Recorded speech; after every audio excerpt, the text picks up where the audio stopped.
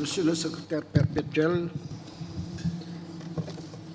Monsieur le secrétaire perpétuel, Monsieur le chancelier président de séance, Mesdames, Messieurs, mes chers confrères, dans le cadre de cette 44e session de l'Académie du Royaume du Maroc, consacrée au thème de la modernité aux modernités, je voudrais axer mon intervention, comme je l'ai toujours fait depuis la création de celle-ci, sur l'Afrique subsaharienne, où je suis originaire, comme vient de le rappeler le chancelier de l'Académie, même si mes fonctions internationales ont fait de moi un citoyen de tout l'univers. Aussi me permettrez-vous de vous livrer une brève réflexion sur l'Afrique subsaharienne et les défis de la modernisation. La modernisation est au centre de tous les problèmes de développement de l'Afrique subsaharienne et de ses relations avec l'extérieur. Car modernisation et mondialisation ont des liens directs. Aussi, dans une communication que j'ai faite devant l'Académie en 2001, je rappelais que le point de départ du processus de mondialisation et donc de la modernisation progressive de l'Europe peut être situé à la fin du XVe siècle avec la Renaissance. Celle-ci ouvre en effet une ère nouvelle dans tous les domaines de la création artistique, littéraire et surtout scientifique. Alors que les œuvres inédites se multiplient, disais-je, une vision nouvelle s'impose dans les rapports de l'homme avec la nature, avec le savoir, avec la société, remettant en cause progressivement de nombreuses certitudes du passé. Un climat de plus grande liberté favorise le renouvellement de la pensée, alors que commence une rénovation profonde dans les domaines économiques et sociaux, rénovation qui stipule l'esprit d'initiative et la volonté d'entreprendre. Ainsi s'ouvre notamment l'ère de la navigation maritime à longue distance et celle du capitalisme moderne qui, de siècle en siècle, ont fait de l'Europe, et à son seul profit, le centre du monde encore peu connu dans son intégralité.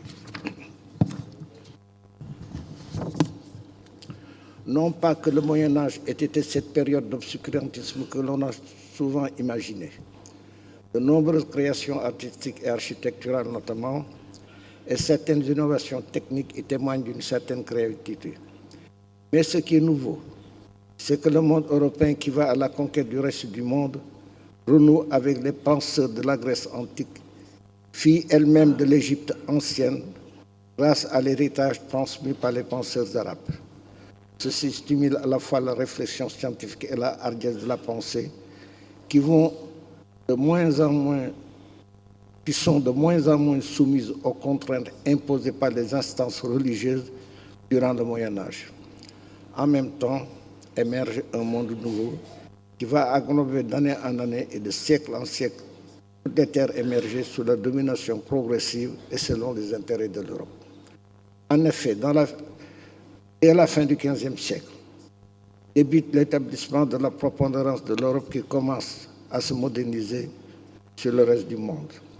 Les Portugais, arrivés en 1445 au sud du Sahara, dans la presqu'île du Cap-Vert, où se trouve aujourd'hui la ville de Dakar, ont établi des connexions tout au long des côtes, puis contourné le continent au sud pour arriver en 1498 en Inde, porte de l'Asie, alors que Christophe Colomb, au service de l'Espagne, était parvenu dans ce qui deviendra l'Amérique en 1492.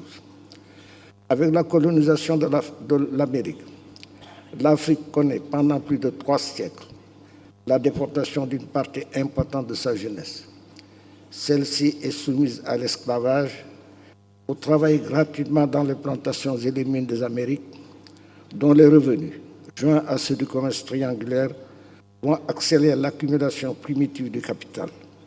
Les richesses ainsi accumulées créent les conditions de grandes transformations économiques et sociales suscitées par les progrès scientifiques et techniques, par lesquels les révolutions industrielles successives stimulent la modernisation de l'Europe et de l'Amérique du Nord et accroissent leur mainmise sur la planète. Pendant ce temps, non seulement aucun processus de modernisation ne s'amorce en Afrique subsaharienne, mais on y constate même un recul progressif des acquis anciens du fait de l'insécurité latente et de la concurrence des productions manufacturées venues d'Europe.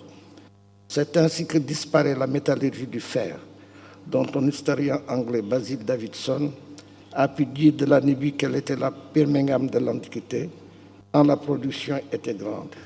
Et la Nubie n'était pas la seule à connaître cette situation. À l'esclavage et à la traite des esclaves devenus obsolètes, parce que contraire aux besoins d'expansion du capitalisme, se substitue pendant un siècle la colonisation directe durant laquelle les pays colonisés fournissent les matières premières nécessaires aux industries en développement des pays colonisateurs, qui trouvent en outre des marchés privilégiés pour leurs productions industrielles et des débouchés pour les capitaux disponibles qui peuvent s'investir lucrativement. C'est avec la colonisation que débute donc réellement un processus de modernisation, mais limité aux besoins de celle-ci, et dans la mesure où cela ne compromet pas les intérêts de la métropole, ni son autorité, ni son influence culturelle qui devrait s'imposer à des peuples auxquels on dénie toute civilisation. L'école, même généralement limitée jusqu'à la Seconde Guerre mondiale à des niveaux peu élevés, va y jouer un rôle décisif. Et ce sont généralement ces produits qui vont mettre en cause le système colonial lui-même. L'indépendance acquise à la fin des années 1950 et au début des années 1960, la modernisation devient un impératif catégorique pour les nouveaux États. Et cette modernisation intègre aussi bien les institutions, l'économie et tous les secteurs de production que l'ensemble du domaine social. Il s'agit de passer d'une administration généralement coercitive à des systèmes démocratiques où les gouvernements sont issus de la volonté populaire. Tâche d'autant plus ardue que l'autoritarisme administratif hérité de la colonisation est loin de s'estomper. Par ailleurs, l'unité de la nation se heurte en mains endroits aux forces centrifuges nées de la diversité ethnique. Là où la solidarité ethnique passe avant la solidarité nationale, la paix sociale est gravement compromise. Et quand les gouvernants eux-mêmes semblent privilégier les éléments de leur ethnie d'origine par rapport aux autres, c'est toute la cohésion nationale qui est remise en cause et la démocratie menacée. Aussi, une des conditions essentielles pour assurer la paix intérieure et la modernisation des institutions demeure la réalisation de l'unité nationale au sein d'États fondés sur la démocratie. Je dirais même sur une démocratie participative. Mais cette condition est insuffisante quand des chefs d'État de certains États s'arrogent le droit soit d'instituer un pouvoir personnel en soumettant à leur contrôle toutes les institutions nationales, soit en modifiant les constitutions existantes pour empêcher toute alternance au sommet de l'État. Quant au secteur politique, sa modernisation lui d'être assurée. Certes, des efforts importants ont été faits ça et là pour créer des unités destinées à la transformation de quelques produits de base. Mais comme je l'ai indiqué dans ma communication faite lors de la dernière session de l'Académie, l'industrialisation demeure le talon d'Achille du continent. Seul le développement approprié du secteur industriel et celui des services permettra de faire face aux exigences du développement et à la nécessité de trouver des emplois aux nombreux jeunes qui sont de plus en plus en âge de travailler. L'Afrique subsaharienne est restée jusqu'ici en grande partie productrice de matières premières de base, agricoles ou extractives, qu'elle exporte à l'état brut et qui lui reviennent manufacturés de l'extérieur. Elle n'a aucune prise sur les prix de ce qu'elle vend, ni sur ceux de ce qu'elle achète. Par ailleurs, l'Afrique subsaharienne est de moins en moins en mesure d'assurer la nourriture de ses nombreux habitants. On considère que 60 à 70% de ses habitants vivent dans le monde rural. Or, le secteur agricole, qui satisfait de moins en moins aux besoins alimentaires des villes qui prolifèrent, ne contribue généralement que pour moins de 20% au produit intérieur brut dans la plupart des pays. Ceci montre la sous-productivité du travail agricole dont la valorisation passe par une modernisation à marche forcée. La modernisation de l'agriculture, qui emploie encore la plus grande partie de la main-d'œuvre, est en effet une des plus grandes exigences du moment. À côté d'une agriculture moderne qui se développe de plus en plus avec du matériel et des intrants venus souvent de l'extérieur et dont les produits sont destinés en grande partie à l'exportation, subsiste en majorité une agriculture traditionnelle utilisant du matériel et des méthodes de notre âge. Elle reste essentiellement centrée sur des cultures de subsistance au faible rendement, soumises aux aléas climatiques, et que les cultures industrielles introduites par la colonisation ont eu tendance à faire reculer en mains endroits. Avec l'explosion démographique que connaît actuellement le continent, il n'y a pas d'autre alternative pour assurer l'avenir des populations que la modernisation réelle et immédiate de l'agriculture. C'est une tâche immense, mais c'est une tâche nécessaire car elle appelle une approche nouvelle, certes du monde rural, mais aussi du système d'éducation lui-même, dont le rôle est de préparer les générations nouvelles aux responsabilités de demain.